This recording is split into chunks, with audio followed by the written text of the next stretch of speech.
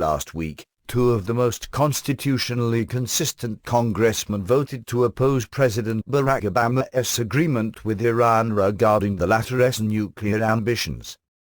U.S. Representatives Thomas Massie of Kentucky, shown on left, and Justin Amash of Michigan, right, explained that their decision to reject the president's plan was based on their understanding of the Constitution and their role as members of the House of Representatives. Consistent with my oath to support and defend the Constitution, I must oppose this nuclear deal. There are at least two major constitutional defects with the nuclear deal, Amash wrote in a statement published on his official Facebook page. Amash then laid out the two constitutional concerns that prompted him to block the Iran nuclear deal championed by the president. First, President Barack Obama refuses to recognize the agreement as a treaty, subject to approval under the Constitution's Treaty Clause, Art. 2, Sec. 2, Cl. 2. Under the Treaty Clause, the President shall have power, by and with the advice and consent of the Senate, to make treaties, provided 2/3 of the senators present concur. To avoid this higher threshold for approval, the Obama administration asserts that the nuclear deal is merely an executive agreement that binds only this president.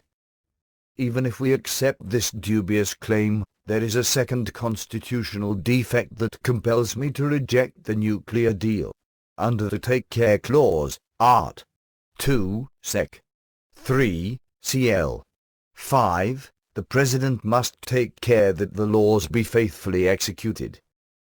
The congressman then goes on to detail this point of opposition. In May, both houses of Congress passed and the President signed into law, our 1191, the Iran Nuclear Agreement Review Act of 2015, Review Act. The Review Act provides a process for congressional oversight of any nuclear deal, so that Congress can determine whether the nuclear-related sanctions Congress has imposed on Iran should be lifted. I have supported sanctions on Iran directed at preventing the country from obtaining or using a nuclear weapon, in contrast to sanctions targeting non-nuclear-related civilian activities, and it is likely that negotiations would not have taken place had those sanctions not been enacted. The Review Act requires the President to submit to Congress the text of any nuclear deal reached with Iran. Submission of the nuclear deal triggers a period of review for Congress to analyze the agreement, a period during which the President is prohibited from taking any actions to lift statutory sanctions. The precise language of the Review Act recognizes that a comprehensive nuclear deal includes many separate components, and that for members of Congress to accurately assess the merits of the agreement, Congress must have access to all portions of the agreement. Thus, the Review Act carefully defines agreement to include annexes, appendices, codicils, side agreements, implementing materials, documents, and guidance, technical or other understandings, and any related agreements. We now know that there are at least two side agreements between Iran and the International Atomic Energy Agency, IAEA, that are integral to the nuclear deal but nevertheless will not be shared with Congress. These side agreements cover how a primary Iranian military site will be inspected for nuclear activity and how Iran will resolve outstanding issues on possible military dimensions of its nuclear program. Remarkably, it was only through a chance meeting between two members of Congress and the IAEA that the existence of these secret agreements came to light. The Obama administration apparently preferred to keep Congress in the dark, and even now the administration refuses to provide the side agreements to Congress.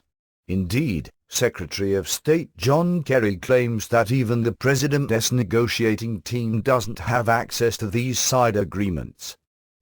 The Obama administration's secrecy surrounding these side agreements casts serious doubts on its other claims about the nuclear deal, and it makes clear that the President has not been working with Congress in good faith. The President signed the Review Act into law knowing full well that it requires him to provide all side agreements to Congress.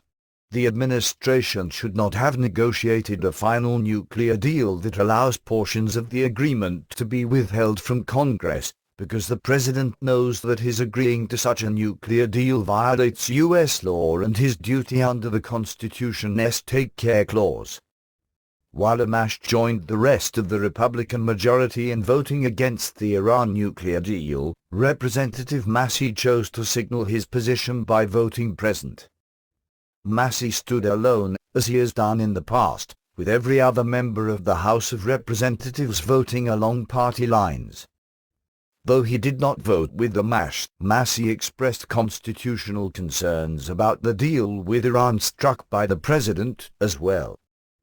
Pursuant to the Constitution, treaties must be approved by a single two-thirds concurrency of the Senate, Massie explained in a statement released after Friday's vote. As a member of the House of Representatives, I have no authority to approve a treaty. Although both lawmakers refused to rubber-stamp President Obama's executive agreement, the explanations offered by them are subtly though substantially different. Massie demurred, describing the legislation offered Friday as a showboat vote at best and one that would never be taken up by the upper chamber. Amash described his disapproval with reference to the Constitution, yet took upon himself the responsibility of rejecting the president's proposal. Massie, on the other hand, having searched the Charter for authority to opine on the issue and finding none, cast no vote at all. As is so often the case in our era, however, neither the vote nor the philosophy of the two congressmen will matter much in the long run. The fix, again, is in and the president will get his way without being forced to conform to constitutional limits on his power. On September 5, the New American's Steve Bias reported the Republican-sponsored betrayal. Although the Constitution clearly states that any treaty negotiated by the president must have the approval of two-thirds of the U.S. Senate, Senator Bob Corker, R10, paved the way for yet another Obama victory over Congress and the Republicans when he won passage of the Corker-Menendez bill back in April. This legislation flipped the necessity of a president obtaining the vote of two-thirds of the Senate to gain treaty approval, creating a situation wherein he, in effect, must have the support of only one-third of each House of Congress. This is because, thanks to Senator Corker and all those members of Congress who voted for his legislation, S. 615, the president would submit the measure, which Obama insists on calling an executive agreement rather than a treaty, to Congress, which could then vote a resolution of disapproval.